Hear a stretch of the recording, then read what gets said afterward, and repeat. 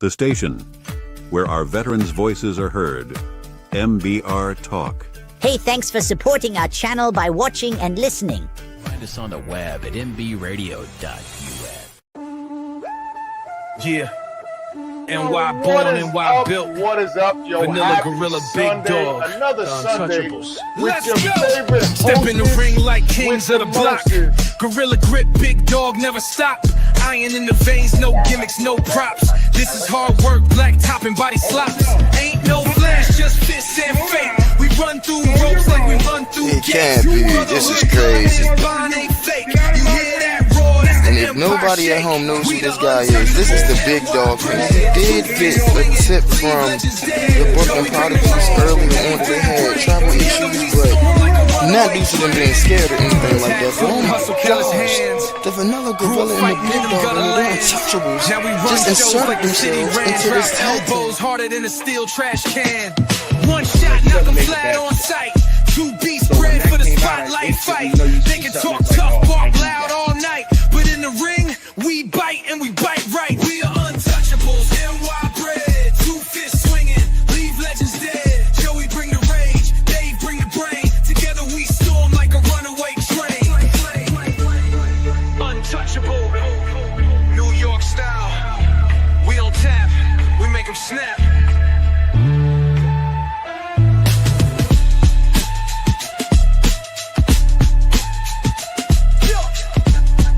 We don't tap, we make 'em snap.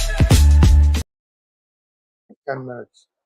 What is up? What is up? Happy Sunday, happy fun day, all you mofos out there. Yo, today is a fucking wonderful day. I can't believe it's Sunday already. I worked so hard this week. What do you think? I busted my butt this week, bud. Yeah. But yeah, so today is a beautiful day. It's Sunday. It's cold. It is As you cold. can I will see, say I have it's my cold. jacket on. It's cold out here. It's 44 degrees. It's rainy. It's nasty. It's fucking disgusting. So today we have a guest, but we're gonna bring him up in like 10 minutes after we cover our spiel because we have a lot to cover. If y'all didn't see WrestleMania and y'all didn't see the releases in the last 2 days, So I think we're gonna do a whole big video on WrestleMania for sure. So Let's let's start with the releases. Zelina Vega, her Zelina husband. Vega, Aleister Black, Aleister the Wyatt Black. Six, all of them, not just one. You had quite a few talents from NXT. And they weren't released from WWE. They were released from TKO. TKO released them. Not Paul. Not Paul. Paul didn't release them. The phone call came from TKO, and they just inherited $5. They just made like $5 $5 billion. So here's the list of the actual releases, and then there's a few more that aren't on here, I don't think.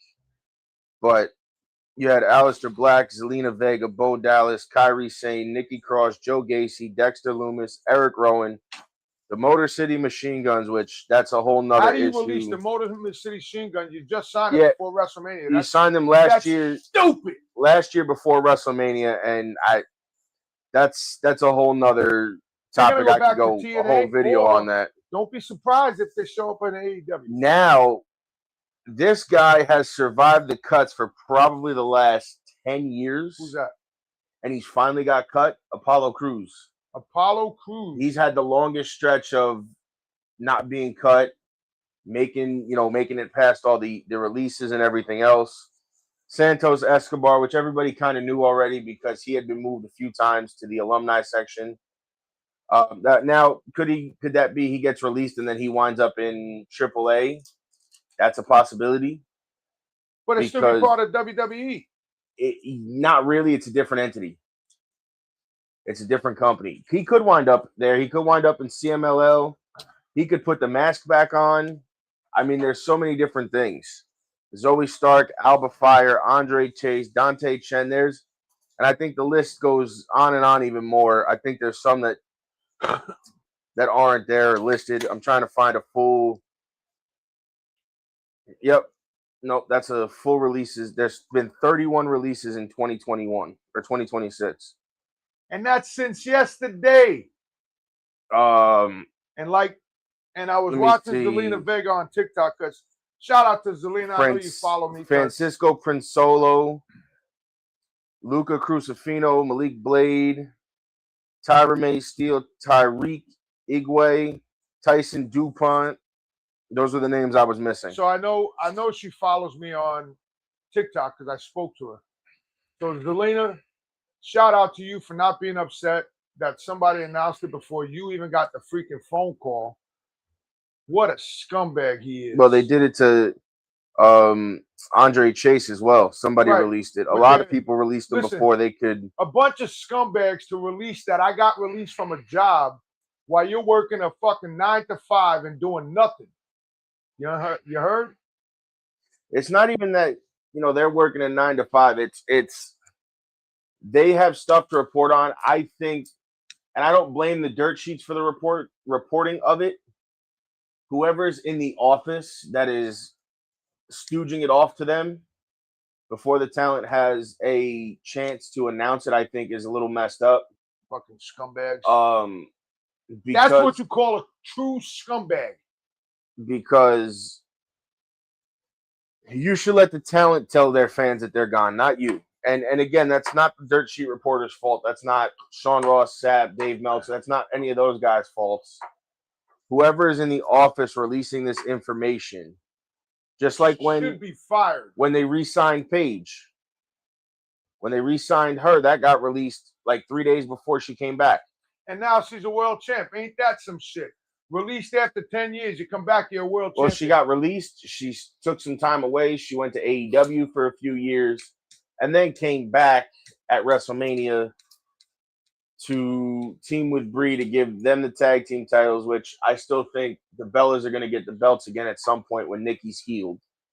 But I think it's going to be a while. Nikki is not healed. She has a broken ankle. She ain't going to be healed for a while because it's about a year.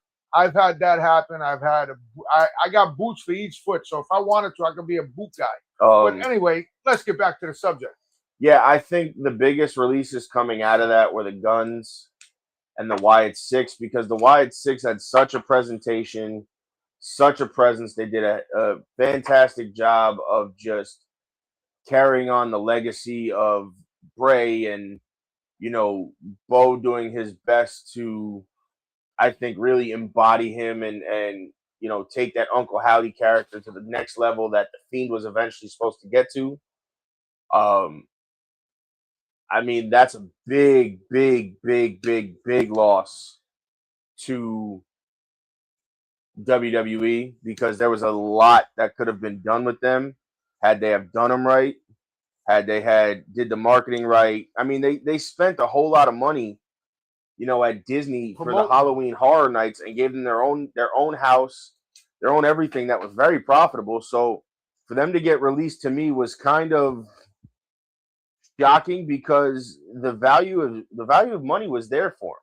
Now, if I'm a promoter, and now the Machine Guns, on the other hand, if I'm a promoter and you released all these people, I'm putting the biggest WWE show together, and I'm gonna blow you out. Well, no. Water. See, what's gonna happen is, some of them have 60-day no competes, some of them have 90 days. I believe NXT is 30. Because remember, if you remember the last time they did these rounds of releases, when Aleister Black got released, he was on AEW within 2 weeks. Correct. Because nobody paid attention to the clauses in his contract that he didn't have a no-compete clause.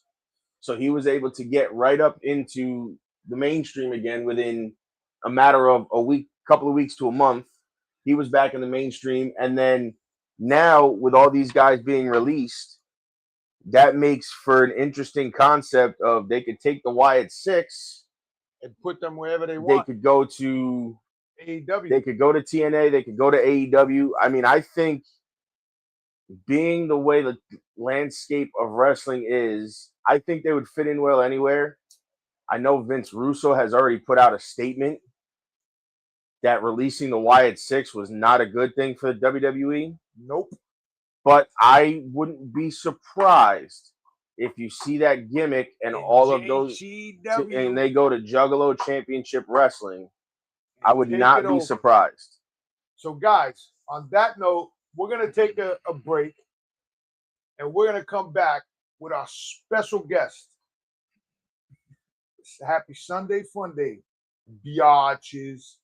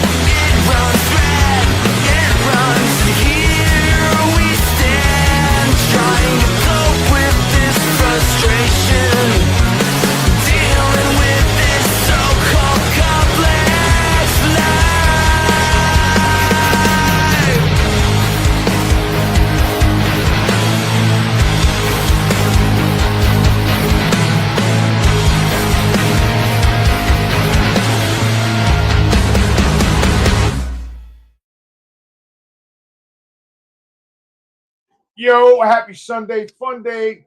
Yo, we are back and we have our special guest right now. He'll be pulled up.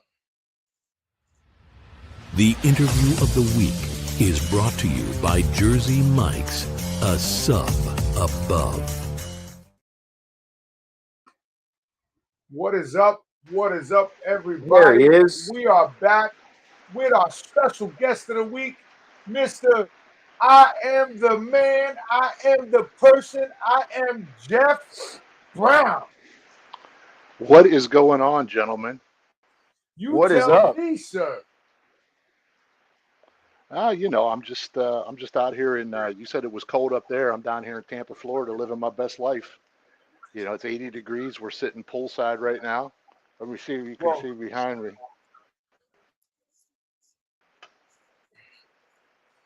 Yeah, yeah, we're up I at thanks. wish I poolside, was just sitting enjoying poolside life. right now. Thanks. I appreciate you sitting poolside. Meanwhile, we're sitting in my alcove with I got my jacket on with a cigar, by the way. There you go. So, Mr. Jeff, Tell me. I've been following you since you were with Well, before you get into that, how was PCA? yes. PCA was a banger of a show. It was my second show in 2.5 weeks. Just about 2 weeks before that, I had a booth set up at the TPE show. So we were there for that. And then the week before that, I was in Nicaragua. So there was no rest for a while there because they had that show over the weekend last weekend. So, Right. and we flew back, went to the show Monday. It ended Monday around 4. We ended it around 1:30, 2 o'clock, hustled to the airport, and was back to work on Tuesday trying to write all the purchase orders and figure out everything that we bought at the show. But it was a very well attended show, lots of new stuff coming out. Got to see a lot of old friends and just had a great time. So now I gotta ask you this question because he's my brother and my best friend in the world. Did you see Matty Rocks? Oh, I saw Matty Rock. He was holding it down at the Drew Estate booth every day. Obviously with Matty Rock, it's a different getup. Of course. So he was there. He was there with Peter. Just as soon as you walked into the booth, that's the first two people you saw were him and Peter. That's Just scary.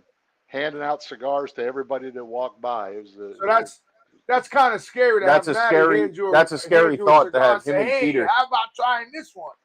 well, yeah. Now they had 2 cigars they were handing out. I can't remember what they were. It was probably the La Tigra? Undercrown El Tigre, and then No, Oh. you had to go in. You had to go into the booth to get that. They were handing out, I think, just an Undercrown Shade and an Undercrown Maduro. But the El Tigre, you had to go in the booth to get that. did you smoke that? Did you happen to get one of those and try it yet? I don't want to talk out of school, but I got it about a week before the release. So How the yeah, hell I did had you it. get it? So for those who don't know, how was it? Because I'm curious. No, it's fantastic. I mean, it's totally different from what Drew usually does. It's got all that Dominican love in it, not the Nicaraguan love, but still, I mean, it's a damn good cigar. And I'll tell you, I mean, I smoked a lot of cigars at the show, and I can't think of any other than some flavored stuff that's not in my alley. But I mean, everybody out there is making really good stuff. It's just hard to pick what's really really really good. But there's a Right. lot of good people making great stuff out there. So now let's get back to I'll you. let you go into what you were going to ask Let's now. get back to you, Mr. Jeff. So Let's do that. what happened? And me and Joey already spoke to you, but I want you to tell the viewers what happened with you from the beginning until today, how you established yourself. And I know how you established yourself, just not even talking to you now, but from previous. How did you Well, establish yourself from then until now? let's go back to the beginning, and it took me almost a little over 20 years to finally find my final home. But I started in the cigar business about 20 years ago at the famous smoke shop in Easton, PA. And I started out with those guys as a store manager for them. And the deal was, if I ran the store well for a year, that because I happened to speak Spanish, that I would become a part of the international thing that Famous Smoke Shop was doing. So after a year, I got to travel almost every month. 1 month was Nicaragua, next month's Honduras, Next month's the Dominican, just developing all the private labels that are still going strong and famous today.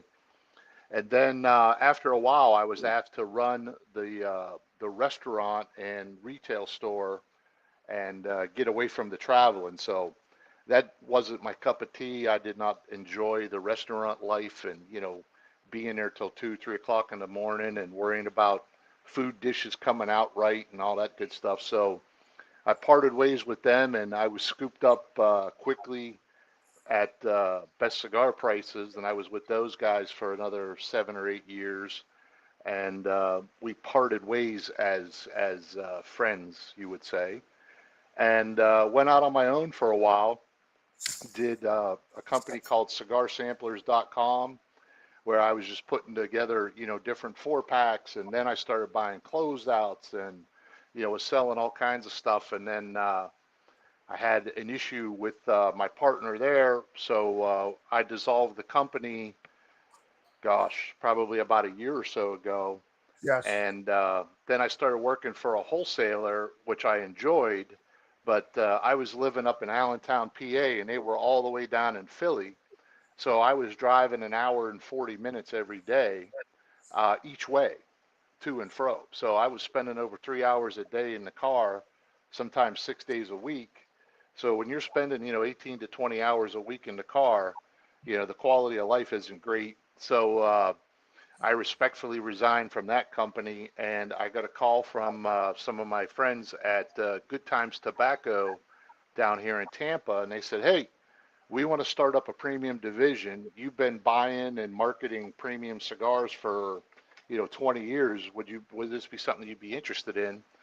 So I talked to them, and long story short, here I am. I've been here for probably about 4 months now, and I'm working for just a banger of a company. These guys, a lot of people in the premium world never heard of Good Times Tobacco, but we're the 5th largest producer of machine-made cigars. You got your Swisher, your Swedish, your Altadis, your John Middleton, and you got us. And we produced a little over 1.1 billion cigars last year out of our factory in the Dominican. Wow. So, Shit. yeah, it's a lot of cigars. But they're all, they're the machine-made, the backwoods type, the Right. blunt wraps, things of that nature. But, I'm just happy as heck to be here. An awesome company, great ownership. And just recently we went through an ESOP where basically they've given the company over to the employees. So there's about 80 of us now that are now owners of Good Times. Well, that's cool. I mean, we asked you to come on. Joey asked you to come on. He's the CFO. I'm the CEO.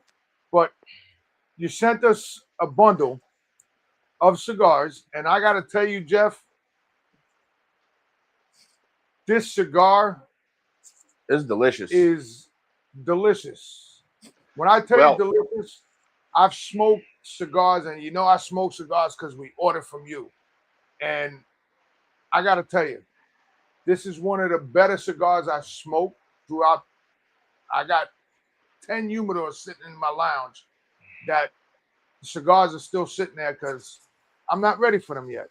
But this cigar that I'm smoking, the GTO cigar, is really, really good. Yeah, that's our one and done. And there's 2 companies. The Good Times is the Good Times, but I am basically buying and doing everything with gtcigars.com, which is short for Good Time, but gtcigars.com is our website. And what I did when I was in Nicaragua a couple of weeks ago, or about a month or so ago, we decided, what you may or may not know is most of these cigar makers, they usually make about 10% extra. So if somebody orders 100,000 cigars, they'll make an extra 10,000, just in case, something's wrong with the first batch, or if somebody's ready to order them quick again, they got another 10,000 sitting off to the side. So sometimes, shit happens, and I go down to these factories, and as long as I don't say what factory it's from or what the cigar is, they'll sell it to me for a very reasonable price, and I can in turn take it, put it in a bundle, slap a sticker on it, and sell it to the rest of the world at a very reasonable price. Because what you're smoking is easily a $10 to $12 cigar. Because Right. I personally know what it is, and I know what it retails for, and I think I'm selling a bundle of 20 of them for less than $50. Yeah, I think it was on the website. I think it was like 47, Yeah, it's 46 or 47, 47 for the Robusto and 49 for the Toro. which So again, for this cigar, that's Tremendous. cheap. yeah, And it not definitely cheap is in a, punching. that's not cheap in a bad way. That's cheap in a good way for the consumers because you're getting a great quality stick for a insane deal. So Jeff, what are you smoking? I am smoking Ramon Elones from my buddy AJ Fernandez. This is a banger of a sleeper of a cigar that most people don't know about, but it's delicious. And what AJ makes for everybody else is just crazy good. Like he Mm-hmm. does most of these foundations cigars, and I'm repping Okay. foundation today because it was Nick's birthday yesterday, so I got the foundation gear on. Very nice. But yeah, I mean to go back to what you were saying about the PCA show, I acquired some Saka sticks while I was there. The new Ricky Rodriguez, West Tampa, and shout out to Ricky because he's like 20 minutes away from my house here. So Yes, Ricky Shout out is to Ricky. Ricky's coming back Ricky is on coming our on the shows. show. yeah, I got his new barber shop right here. That's Is a that a box banger. press? It sure is. You know what? That's it. I hate you. So I love you, but I it's hate funny you. because I met Rick years ago, and it was right after this. Is how long I've known him. It was right after he left. It was his last CAO event. He was getting ready to leave and start West Tampa. Well, no. Let's reframe that. So we met him on a Thursday. Yeah. He retired. On Monday, he said, "I'm back at work again." And that's when he started West Tampa. I said, "What the hell are you?" I texted him. I said, "What the hell are you doing?" And he goes, "Bro, I can't sit around." I said, "Bro, retire." He goes, "I am retired." I said, "No, you're not." Technically he is because he has said numerous times that this is he likes keeping it small the way it is because then it's more fun for him. Yeah, he's coming by my warehouse on Tuesday. Very So nice. I'll tell him hello from everybody. So Absolutely. Now, let me ask you this. How is the warehouse going? I seen when you put up the walls. Yes. When you put up everything, how is that warehouse going?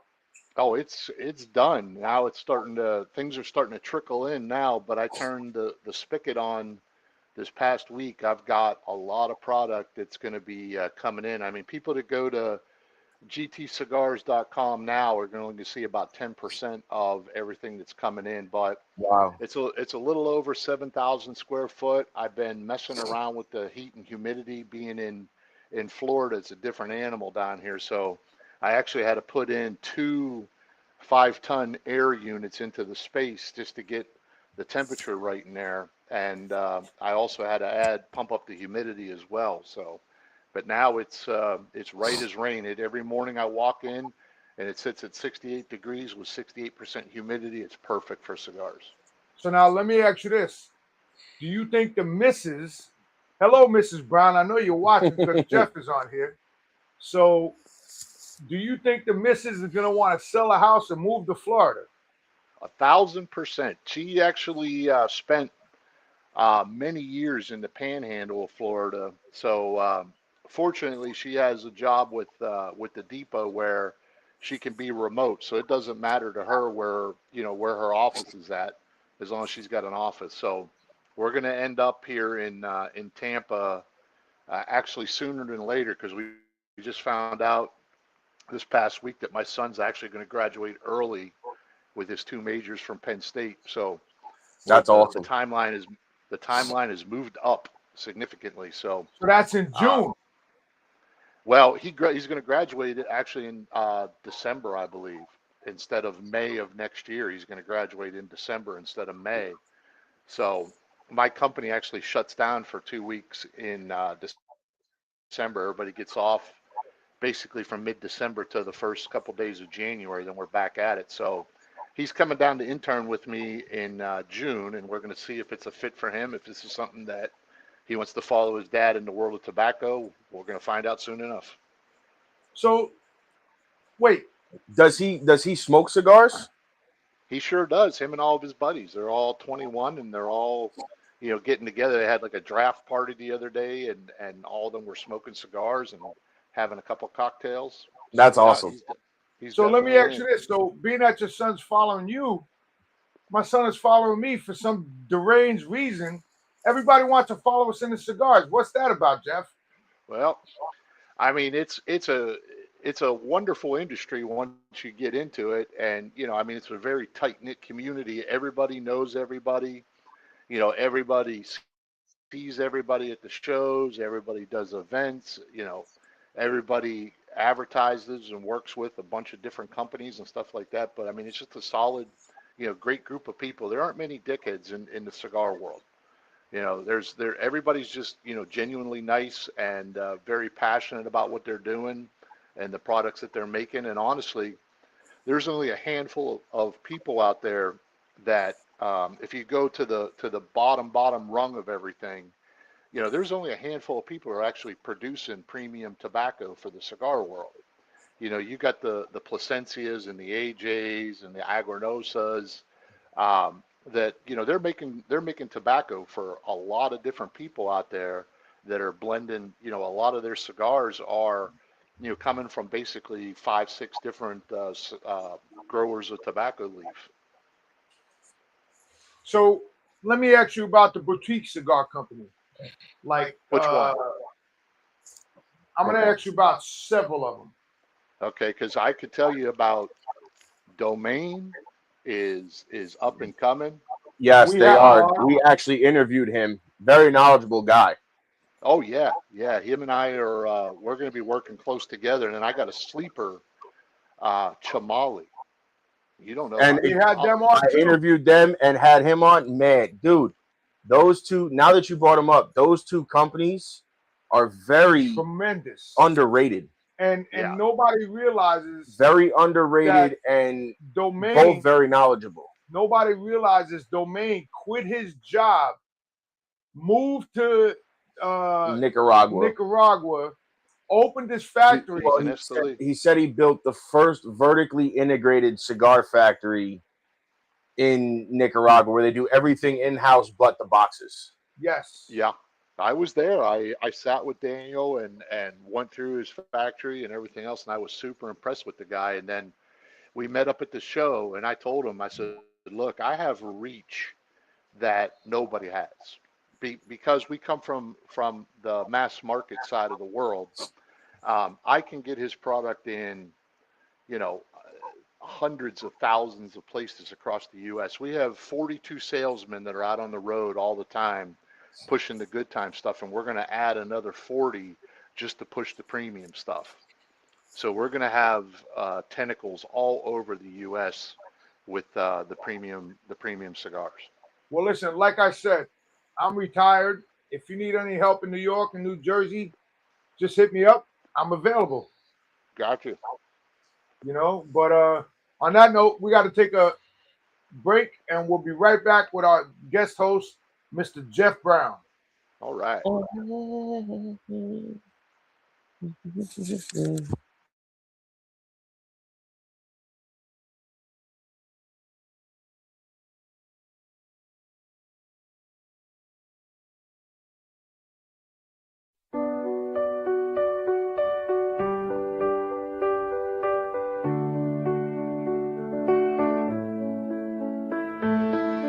Whatever happened to the brave young soldier?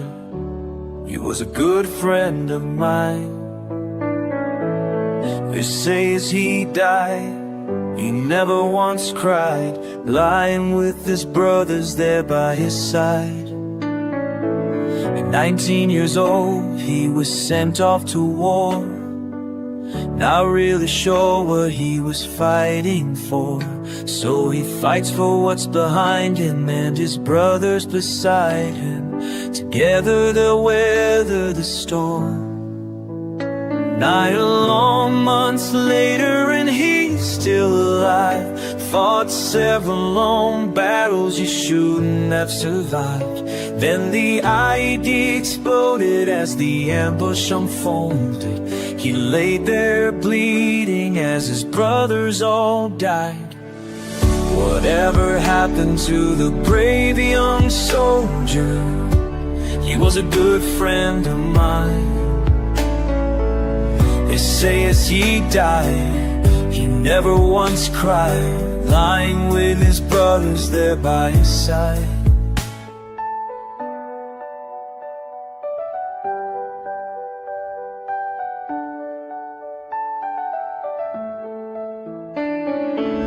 Reinforcements arrived in the nick of time. Old Doc had found him and called in the nightline. He awoke in the hospital, they patched all the holes. Too bad they couldn't fix the ones in his soul. And 16 years later he locks all the doors, unable to find anything worth living for. His family has left him, he feels society rejects him. With a bottle and a pistol, he falls to the floor. Whatever happened to the brave old veteran? He was a good friend of mine. They say as he died, he sat there and cried, with only his memories sitting there by his side. Brothers and sisters, we can't lose this war. Have we forgotten what the hell we fought for? Pick up the phone, don't knock on the door.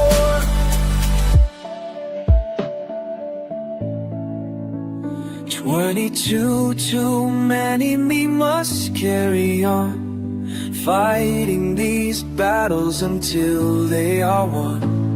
We know that we walk on the edge of a knife, but one simple call can save a life. Whatever happened to the brave old veteran? He was a good friend of mine.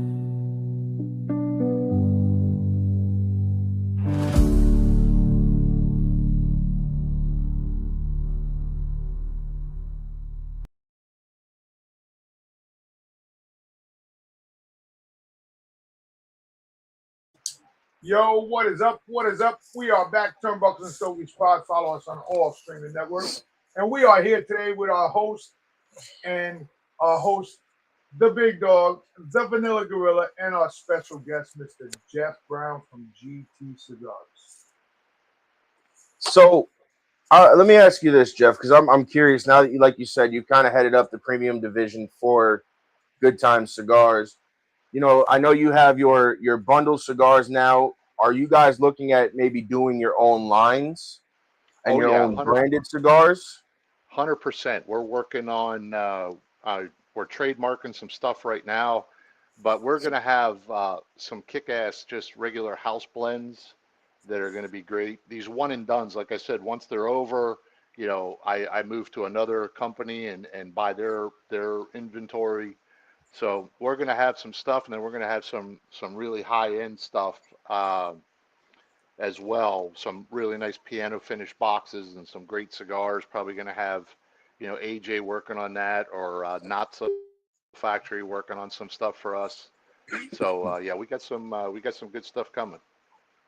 You know, I was wondering because when you said that, you know, you guys had started doing these, I was like, oh, I'm like, if they're doing these, I wonder if they have their, you know, their mindset on potentially doing their own runs of cigars. Now, when you guys do that, are you going to put them out in retail shops? Are they only going to be able to buy them from you guys? Like, where can we find them throughout New York, New Jersey? They will possibility at some point. Yeah, they will be out in the market. Like, I'll tell you real quick, like right now we have like a 4-prong monster that we're working on, and currently we're doing what Good Times does best, and we're working with wholesalers. We have 850 distributors across the U.S. that buy our Good Times product. So we're reaching out to those folks and letting them know what we're doing with the premium cigars. So first, the big push is going to be getting out the wholesalers, and that's going to be a lot of volume and honestly not a ton of profit. But then we're going to go next to our retail chain. We're in over 157,000 gas stations across the United States. And I'm not saying that these are great for gas stations, but these fresh packs and the little 2-packs and stuff like that are going to be great for, the retail outlet. Plus, there are retailers out there that when they see my pricing, they go to the website. You can enter a portal for wholesale and retail, and you put in all your tobacco licenses and all that, and you can buy, it at less than direct to customer. And then we have our direct to customer channel, which is going to be one of our last things. Wow. We're also going to have a cash and carry. We're going to open up the front door of that humidor, and we're going to let the public come in and shop all the stuff that we have inside our humidor as well. So that's kind of the plan for the future.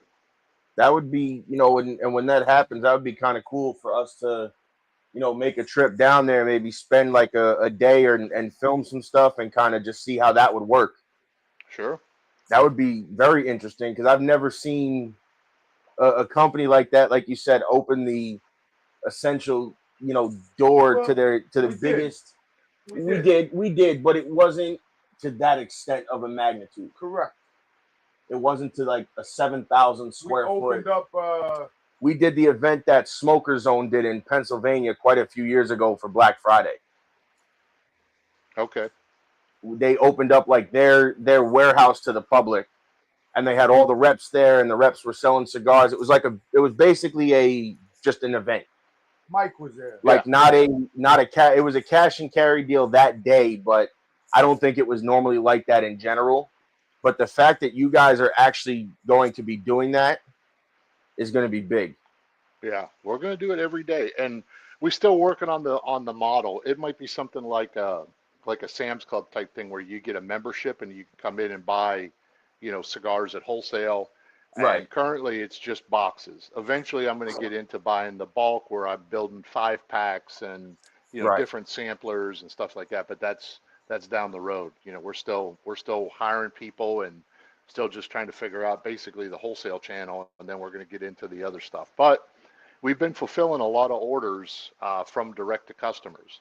That's those good. one and dones are going crazy. I have a lot of stuff from Altadis, the Romeo, the General. I got stuff from those guys. I've got, I'm carrying a full line of Saka stuff. Foundation should ship Monday to me. I got a bevy of Rocky and I got Drew Estate already, but I'm still Are you going to be missing carrying Crown Heads as well? down the road, not right now, Okay. because they're not.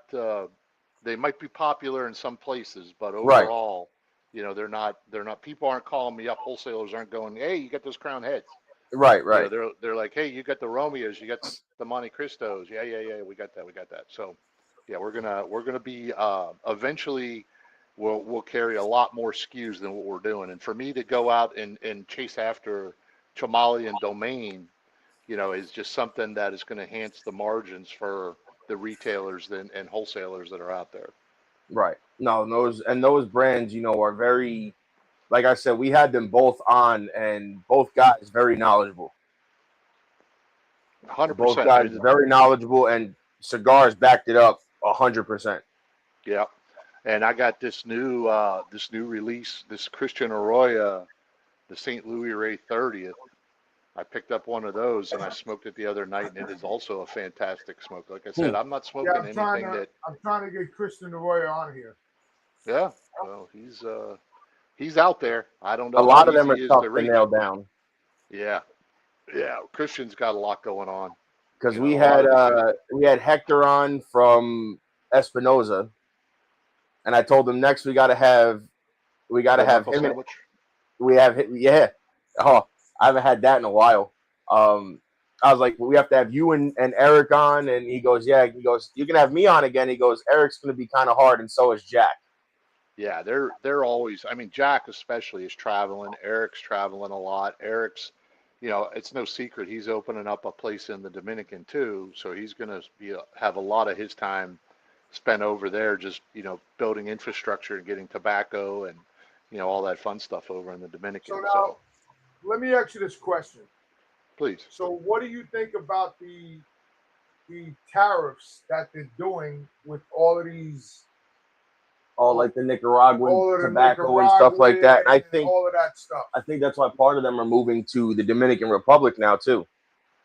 Yeah, 100%. I mean, it's, the tariffs, especially Nicaragua, I believe it jumped all the way up to like 28% or 30 some percent. Now it's back down to like 18% or 15%, somewhere around there.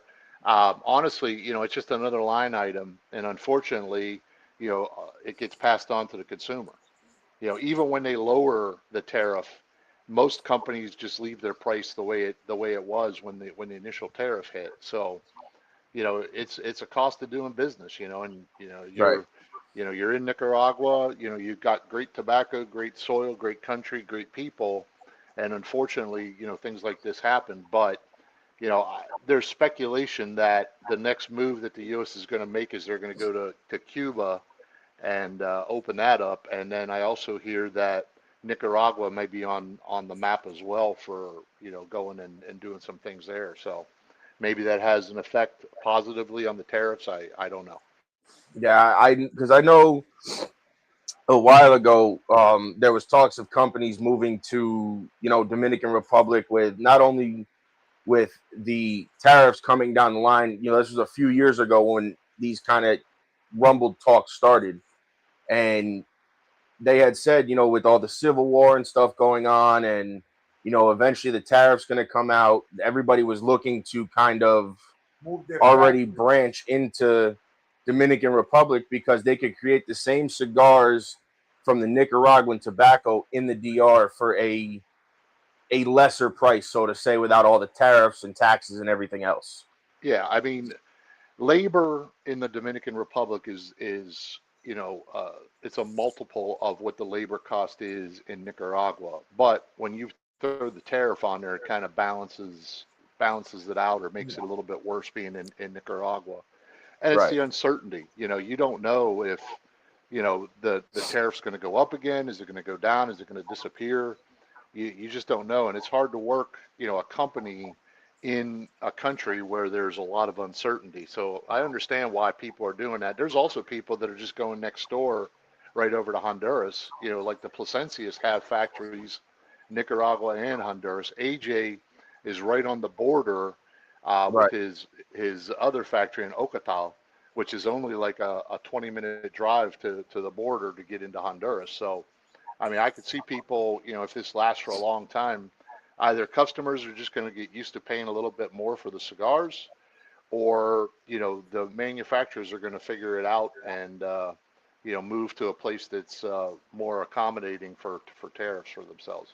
Right. Yeah, no, because I've also heard too that, like you said, the factories that have, the people that have factories in different parts of the country, whether it's Nicaragua, Honduras, somewhere else, what they're doing a lot of times now is they're shipping their product made in Nicaragua over to Honduras or somewhere else so that it's cheaper for them to get it to the consumers. Oh yeah, I mean, there's no secret to it. I mean, when S-chip happened, a lot of people tried all sorts of different things. They would put two cigars together with just a wrapper in the middle, so you could cut it and you would get two cigars. There's all sorts of, I won't say gimmicks, but there's people are thinking of ways to obviously try to lower the cost as best they can. Right. But unfortunately, a lot of people, this is a luxury thing. This isn't a necessity. Right. So, are you going to pay, an extra 50 cents or $1 for a cigar? Probably, but you enjoy them more often, maybe not. So, it's quite the catch-22 that the cigar world is in right now is like, yeah, I want to smoke cigars, but, I can't afford, an $18 cigar or so every day. I can afford maybe a $6, $7 cigar, and absolutely, you're getting a different thing. I tell you, I love what Steve Saka makes. I just love his cigars. So do I, but They're not, they're not friendly on the wallet sometimes, but they're friendly in my mouth. So No, absolutely. And you know, same thing with Nick. again, there's a lot of Nick stuff I wanted. Like, it took me forever to try the Tabernacle. It took me forever. It's a banger. I think it was the Goliath, the little Perfecto. Yeah. Because again, New York pricing, we get killed. Sales tax. It's 75% sales tax on top of what you're already supposed to pay. So if that cigar is $4 wholesale, I have to then pay, because then it's 75% of that. So it's $7 or $10, whatever it is. Then they have to put the taxes on us. So that $10 stick now becomes, like you said, 18, 19, 20 bucks. And it's like, I couldn't justify it. And not that it wasn't not that it wasn't worth it. It was just like, I would see it and I'm like, I want to buy it. And then I'd see the price and I'm like, you know what? I'm good. I'm like, that's not a knock on him because I smoked his other stuff. Yeah. But it took me forever because it was like you said, the pricing of it was just like, I couldn't do it. And the same thing with Saka. I love Saka cigars. When he released the red Sober Mesa, did I pay $18 or $19 for that cigar quite a few times? Absolutely, I did. Did I pay $18 for the red meat lovers with the gold writing? I did. So now, let me ask you this, Yeah, Jeff. well, I can tell you that, go ahead, buddy. How are your pricings with your cigars? I am very competitive. I won't say that I'm the cheapest in the land, but I'm definitely not the most expensive either. I look at major retailers online, and I try to make sure that I fit with what they're doing. Okay. And some things are obviously price protected where you can't discount it. But like right now, you go to my website and you put an Ashton in your shopping cart, and magically 30% is going to fall off the price. Wow. And I have a good bit of Ashton right now, and the what is it, the ESGs? No, the VSGs. I have a lot of those. Those have been flying off the shelf since I put them 30% off. Holy shit. Yep. You just go to checkout and you'll see all the magic happens at checkout. You look at it and figure, oh, that's just a normal, price, but Joey's going to check it out. I just want to see. I just like looking. I like looking. Take a peek. You'll see. I mean, I did look, especially after I smoked the first one of these one and done. I did go on and look because I'm like, well, what's the price of them? Because if I want to order them, I want to know, I'm like, I wonder how much it's going to cost. And then I looked, I'm like, that's a great price. What's the price? He said it. There's like 47 for the Robusto, 49 for the Toro. And they're only in Connecticut and Habano, I noticed. Yes, that's all this person had at their particular factory. So I took it all. I took a couple thousand bundles, and they're going like crazy.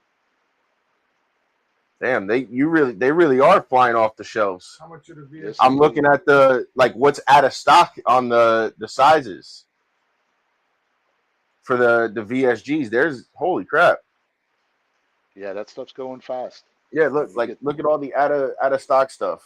Holy shit. All the different sizes out of stock with the slashes through them. Yeah, people got excited when they found out it was 30% off. Listen, yeah, I mean that's the way, and people don't realize, Jeff, that's the way to promote your business. Give a discount to everybody. If you can do it. If you can do it. If you can't, then hey. Well, there's if you if you're so inclined, if you go to the website, I think there's a place. I know there's a place for a coupon code. If you put in, you can only use it once, so you got to use it wisely. But welcome 20 gets you 20% off of any order. That we're doing. We were advertising, on certain places on the internet right now, and welcome 20 is a valid code to get you 20% off of just about everything except for something that's like you can't double dip on the Ashton, unfortunately. But right, there are most everything you can use welcome 20 for, and you can get 20% off. So maybe that offsets that that nasty New York tax that you have. Yeah, and it's funny because people ask us all the time, how do you combat the taxes? I said, well, I do buy here. I said, but a lot of times I drive over to Connecticut, I drive into Jersey, I drive into PA because I'm only an hour from each border. Yep. I'm like, Yeah, I just order online. Yeah, back many moons ago, when we had Best Cigar Prices, it was actually a New York-based company, and in one weekend they got out of New York just because the tax, and it's the floor tax in New York. They make you pay if you're a retailer in New York or you have a shop in New York. When product comes in, you have to pay the tax before you even sell it. So and then you got to then you got to add that tax on to your consumer to make that money back. yeah, and it's a shame, but it's especially tough if you're trying to buy a couple $100,000 or $1 million worth of inventory, right? And before you could sell one box, you have to pay the state of New York their share. So yeah, it's not a feasible market for tobacco, unfortunately. Granted, there's a lot of cigar shops and smoke shops that pop up, but it's not a very feasible market to have one in or to own a cigar business in, because whether it's selling your own cigars or producing your own line, whatever, it's just not a feasible place to do it.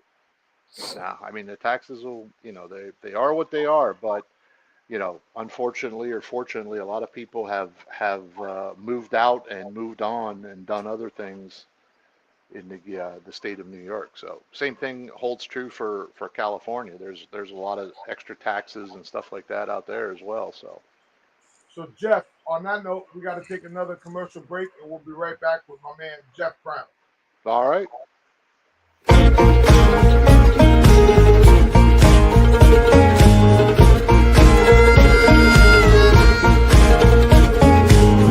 I pledge my allegiance to her,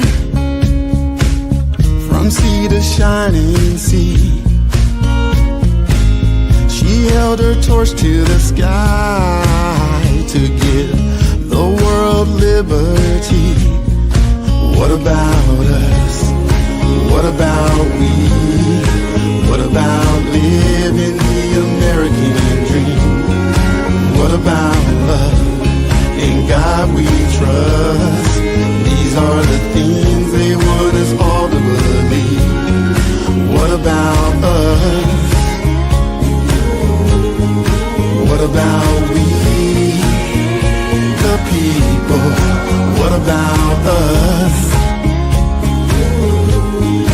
What about we, the people?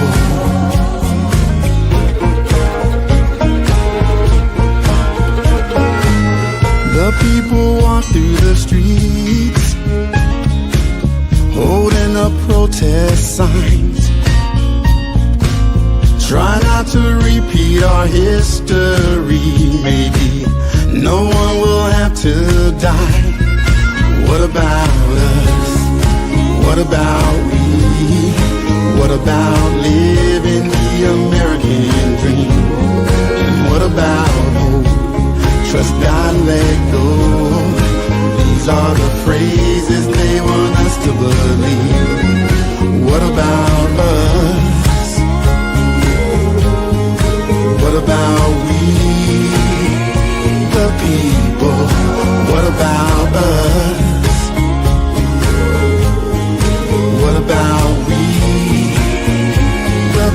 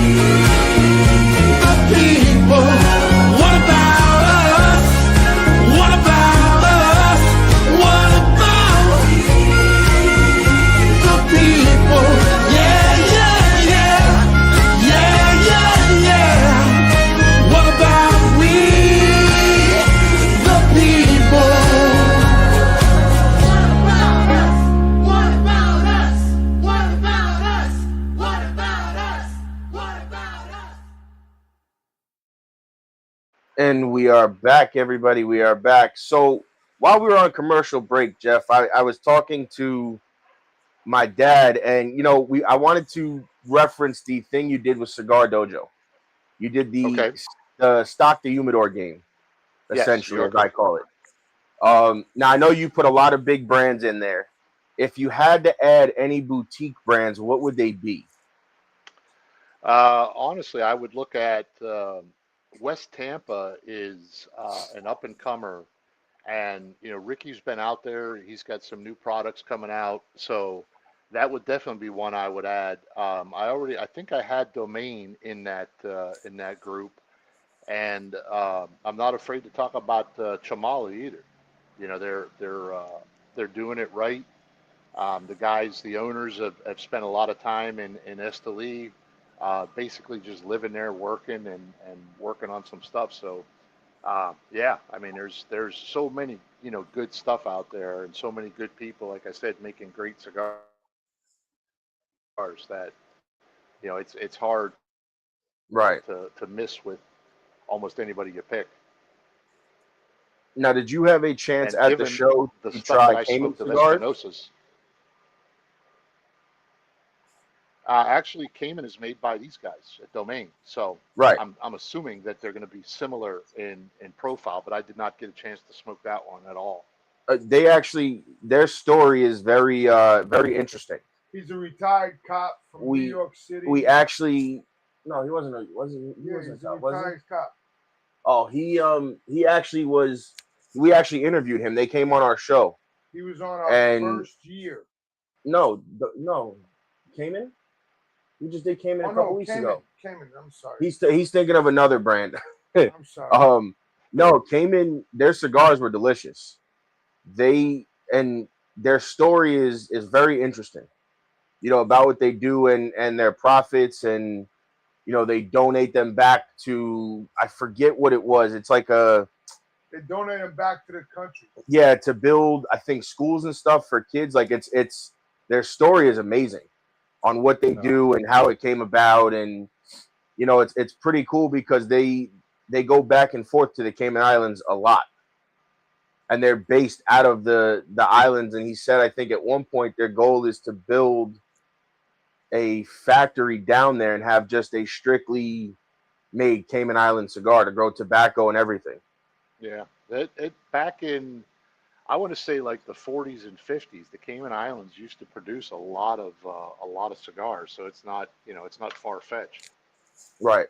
I didn't know that, and I told when he was explaining like what the Caymans are to us and everything, and the significance. I'm like, I've always heard of the Cayman Islands as where rich people go and store their money and you can't touch it. I said that's always been the mystique behind the Cayman Islands. But their cigars, I didn't know their cigars were made by, I don't know if it's all their cigars. I think it's the doubloon. It's the new one they came out with, the Tortuga, and then the box press one they just did. Mm-hmm. I think those are all made with Daniel. Yeah. Yeah, But, I saw a lot of the Cayman stuff when I was at his factory last month. They're very good. I mean, that's another brand that, they're doing it, like you said, they're doing it right. And there's a lot of, not a lot, but Fuente, obviously, with their charitable foundation, they do a lot of good work in Dominican, and the Placencias as well do a lot of work with school kids and building schools and making sure these kids are taken care of.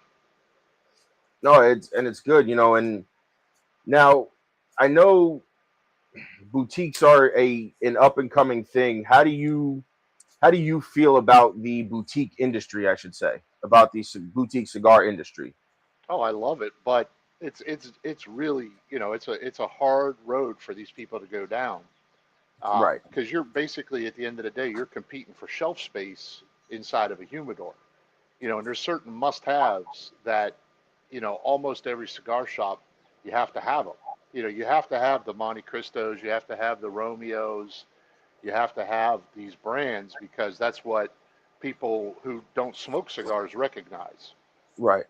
So and they have a lot of programs for people, and they do a lot of swag and giveaways and promotions and stuff like that. But where you get somebody like, let's just pick Domain. It's difficult for those guys to get out and do events, and they don't have a sales force out on the road and stuff like that. So they're looking to somebody like me to help them with the distribution arm of what they got going on. And I certainly embrace the opportunity with some smaller companies like that as well. No, and like I said, I've followed you for a while now, and you've always had fantastic marketing to get new brands out onto the market, or if you're bringing new brands into a company, like the few times I've seen you brought in new stuff when you were with Best Cigar Prices, you made sure that they got like you said, they got that marketing exposure. Yeah. Well, it's different when you're an internet catalog company. The only thing that you're constrained by is how much space you have in your warehouse. Right. So, these guys, if you bring in, 50, 60, 100 boxes, it's not really putting a strain on the humidor. But if you have a retail store and you try to bring in, an extra, all the facings for a new brand, you've got Right. companies like Perdomo that, they basically set up and say, you got to have, 4 different sizes, 4 different wrappers. Now you're looking at 16 faces, and they call Right. it the Perdomo wall, and it looks great when it's done. But sometimes, it's difficult for a smaller company to get in a cigar shop because, they're fighting for all that space in the cigar shop. Right. And it's a good thing you said that, because a lot of, like you said, a lot of these companies require you to buy, like you said, 4 different sizes, 4 different wrappers, and then it becomes, instead of one shelf, like you said, it becomes a wall. Yep. Yeah, And and there's some then manufacturers that their opening order, they're like, well, you got to spend, $10,000 on your opening order. You got to spend $7,000, $9,000, $12,000. And if you're, a smaller retail store, sometimes that's cost prohibitive to do that. That's why, we have a portal set up on GT stars for retailers. There's no minimum. You want to buy, one box and put it in your shop and give it a shot, go crazy. We don't look, right. I don't care about their minimums, because I'm going to be a good thing for people that have retail shops out there that want to try some of the smaller stuff, and they don't have to worry about, a minimum buy-in. Right. And that's a big thing. Like, when we interview a lot of these smaller companies, like Daniel and like Chamole and Sean and the crew over there, we ask them for the shops, or people wondering who own shops that are watching, and we ask them what their minimum is. And a lot of times, like you said, they have no minimum, because they just want them to get them in the shops and try them and get them in the hands of the consumers. 100%. Yeah. No, but then again, you look at other companies like, Padron. I think it's around $10,000 to open up an account with Padron, if they'll open you. So there's a lot of people that, Padron and Fuente are historically number 1, number 2, back and forth with each other in retail shops across America. Right. And if it's a $9,000 or $10,000 commitment that you have to give to Padron, it's kind of difficult to carry the full line of stuff. Same thing with honestly with Fuente. They're like, well, here's, I'm one of Fuente has not opened up a direct account since the 1980s, and they just opened me up a couple months ago. Wow. So we're direct with Fuente. I'm still working with Jorge Jr., with Padron, and a couple other companies I'm still working with. So it's even with my buying volume and buying power, it's difficult. And honestly, Padron's like, I don't care how big your company is. We don't want to be in the wholesale channel. Fair enough. I understand, and I respect what you're saying. Lido's the same way. Lido doesn't want to be in the wholesale channel. He wants to be direct to consumer, or, go into retail shops. He doesn't want, he doesn't want to have that. I had the same conversation with Christian. I only have so much production that, in January, I figured out how many cigars I was going to have to make for the whole year. And you show up and you want to double my output. I don't have the rollers, nor do I have the tobacco in place right now to go ahead and fulfill your complete orders. I can give you a couple boxes here and there and stuff like that. I'm like, we'll take whatever we Right. can. And next year, we'll work on, being bigger with you. Right. Right. There's Well, that 10th Jubilee from Dunbarton right there. Oh, I heard that was delicious. I heard that was delicious.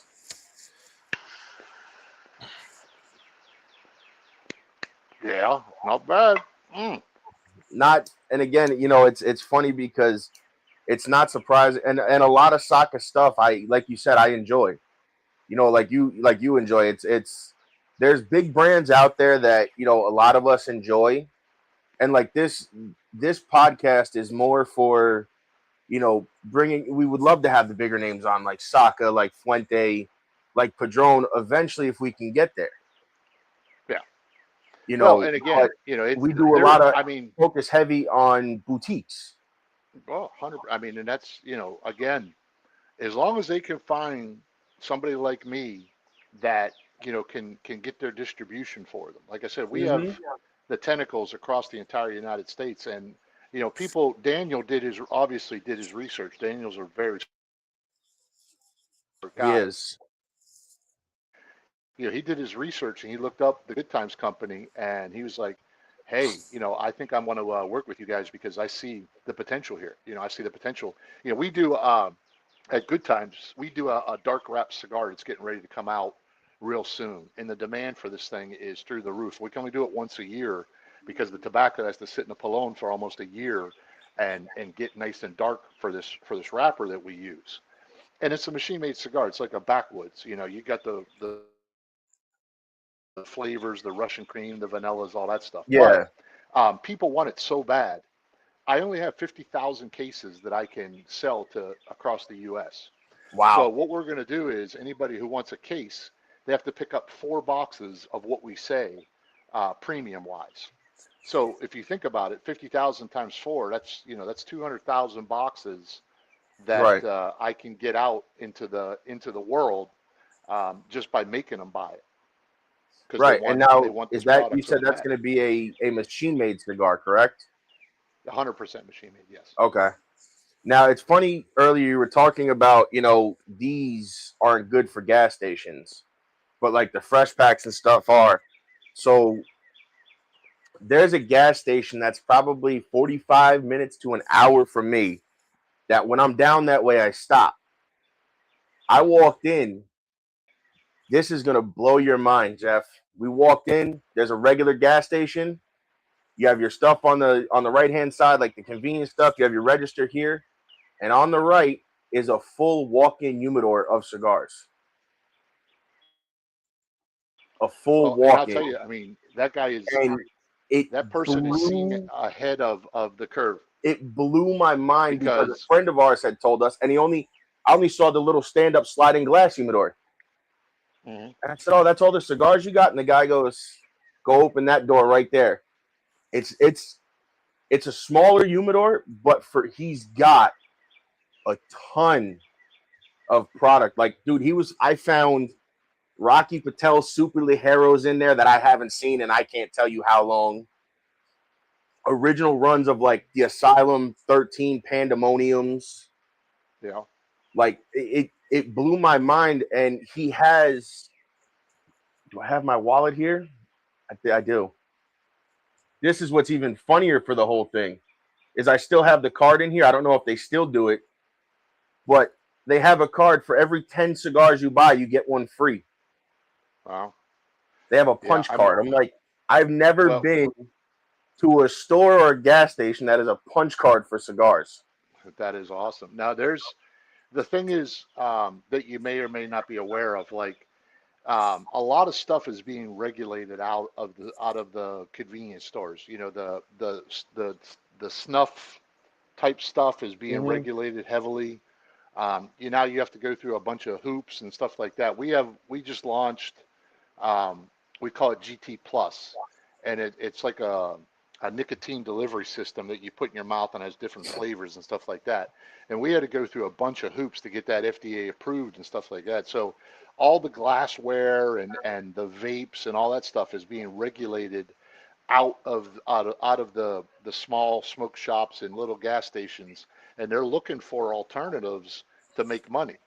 And Right. premium cigars is a great place for them to make money. They can pretty much they double their cost, and they're not getting that with a lot of the stuff that's disappearing, and we're trying to fill voids for people all over Right. the U.S. And it's true because every gas station now I go into has some sort of stand-up humidor. Mm-hmm. It's usually the one little single, as I call it, small cabinet that has probably 10 or 12 shelves. And I've always noticed it's always Oliva, Nub, and maybe some Macanudo in there. That's usually what they get because they get it from the distributors. Yeah, they get it from, I call them trunk slammers. They get guys that go to a distributor, pick up a bunch of boxes, and go around to their little Yep. stops and open up the trunk and come in. 1 month or 1 week that might be this, and when a box runs out, they'll come in with just a totally different box and put it in there. There's no set planograms or anything like that for a lot of these little shops out there, or not even shops, just convenience stores. But I'll tell you, Rocky is doing something really interesting right now. He's calling it Tubex, and he's got all these humidors that are just single cigars, all in a tube that would do great in stores like that, or even golf courses across the I've U.S. seen those. They had a few over here by me. They worked great. The problem was they either weren't humidified properly, however it was. Mm-hmm. But I'm not blaming Rocky, but when we would get the cigars from them from the gas station, and again, I had told that to whoever was supposed to take care of them wasn't. You would cut them, they would crack, they were breaking, they were dry, and I'm like, and then everybody's like, oh, we're just gonna get rid of them. I'm like, don't get rid of them. I'm like, but they need to come check it, and make sure that there's water and stuff in it. The Rocky is sending all those out with Boveda packs. Now, whether they dry out over time, right? But again, that's the hard part about going into smaller places where you're not in a pack that stays fresh for a long time, because there's serious education involved in selling premium cigars, even if it's Macanudo or Romy or whatever, right? Or you can get, I know Swisher tried with Drew Estate to do things in fresh packs with like the Cubas and the Blondies and stuff like that. Yep. And if somebody's just like, oh, I'm looking for a cigar, and you hand them, a Cuba or a Blondie, and they're not expecting it, they're probably not going to enjoy it. Right. By the same token, you walk in and go, I'm a pretty seasoned smoker. Oh, well, here's some Macanudo. They're just going to laugh at you, because Macanudo is obviously a much milder thing than most people are used to. Right. So, there's education involved, and hopefully our salespeople will be out on the road and be able to give these people sell sheets so they can at least talk, high level about cigars that they're putting in their shops. Right. No, and I think that's a big thing too, is having the reps know what's going on and knowing about the cigars, because I've had conversations with some reps, and I'm like, and I'll listen to them talk, and I'm like, what do you even, what are you explaining to me? Mm-hmm. Because some of them are like, they either know or they have no clue whatsoever, and it's like, how do I, the consumer, know more about the cigars than you do when you sell them? No, 100%. But I'll tell you, I'm going to take advantage of it when the time comes. But I've already got offers from J.C. Newman, Rocky Patel, Ashton. They want to hold classes for, our reps and say, let's talk about our portfolio and let you smoke some different ones and try different things, so you get an understanding when you go out on the road, that you could talk about, our particular brand and have confidence doing it. That's the fact that they're willing to do that is big. Yeah. Oh, I love it. Because they know that somebody who's educated is going to push that product more than somebody, if they have 10 different brands and they only know 2 of them, they're going to really push those 2 brands unless there's money associated with the other ones. Right. As we're winding down here, is there anything else you want to share with anybody? Anything else upcoming that you want to share? Anything you guys are doing?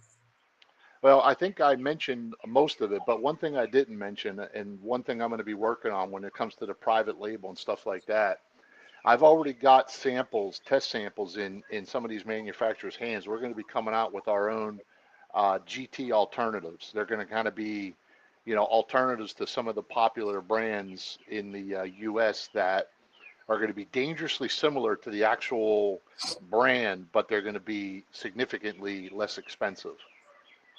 So almost kind of like what JR used to do. They still do it. But yeah, okay. They have knockoffs or something like that. JR calls them. Right. Yeah, we're going to call them alternatives, and they're going to be alternatives to, like I said, some of the bigger. It's tough to be an alternative to the little boutique stuff, but the Romeo Whites of the world, they're not that difficult to make taste similar. That's actually pretty cool. So you've already kind of kickstarted their premium cigar brand, plus you've also kickstarted their premium cigar side as well. Oh yeah, 100%. That's what they pay me to do. So, I know nothing about, well, I wouldn't say nothing, but I know very little about the Good Times, products themselves, the blunt wraps and things like that. It's not in my wheelhouse. But when it comes to talking about the premium side, that's why they brought me down, because honestly, there are several people. First of all, there's probably 10 guys that smoke cigars every day in the office, and now they're ecstatic because we're actually carrying the cigars, and they don't have to go to the local shops here in Tampa. Right, they can walk right into the warehouse and go, "I'll take one of those, thank you." Well, they can buy one of those. Let's put it that way. Right. But, I get a lot of samples and stuff like that the guys get to try, and some of them like them, some of them don't. They get to try the alternatives that I'm bringing in, before we launch them and things like that. So, but no, we actually have been technically in the premium business for over 25 years. We've been buying, Plasencia's tobacco. We've been buying tobacco from just about everybody. Our machines take about 4,000 pounds an hour. So, we buy literally millions of dollars worth of tobacco from a lot of these guys that, are out there making premium cigars every day, and we use it in our Good Times product. That's interesting. That's very cool. So as we're winding down, one of the few questions I like to ask towards the end is, when you cut and light your cigar, what's your favorite kind of cut to use? And do you use a soft flame, matches, torches? What do you prefer? Well, what I'm using currently is this brand new Cohiba cutter that I got from Big Sean, the Cohiba rep. This thing is like butter. So it's a double guillotine. I'm not a big fan of the V-cut. I'm not a big fan of the punch. I'm not a big fan of scissors. And honestly, I know deep down inside it's better to use a soft flame, and even a cedar spill is the best way to light a cigar. But I got this Espinosa triple torch right here, and that's what I'm using. Is that the bomb? That's the bomb. La Bomba 601. So, but I can tell you that to do it properly and to get the right taste and everything, it's best to take a piece of cedar like that, light it on fire, and light your cigar. But if you're outside golfing or something like that, this is the way to go. I would say 99% of the people will use some sort of torch. A soft flame is actually better, but the ultimate is using a cedar spill to light your cigar. Okay. No, you know what? I like hearing everybody's opinions on that, because there's some people that swear by they'll only use torch lighters, they'll never use a Bic. There's people that'll use a combination of whatever, and a lot of people just say it's whatever they have handy. If they're in their car and they have matches, they'll use matches. If they're, they have a Bic handy, they'll use that. Yeah. No, I mean, there's a science behind it, and the cooler the flame, the cooler that initial hit is of the cigar, Right. and it's just better. That's like the argument about, do I keep this in cellophane or do I take it out? Yeah. There are people that have been making cigars for, generations, and all their cigars come in cellophane. There's a reason why it comes in cellophane. Don't take it out of the cellophane unless you're going to smoke it.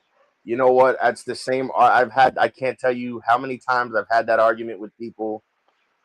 And they're like, my cigars went bad. I said, did it come in cellophane? Yeah. I said, then you should have left it that way. Mm-hmm.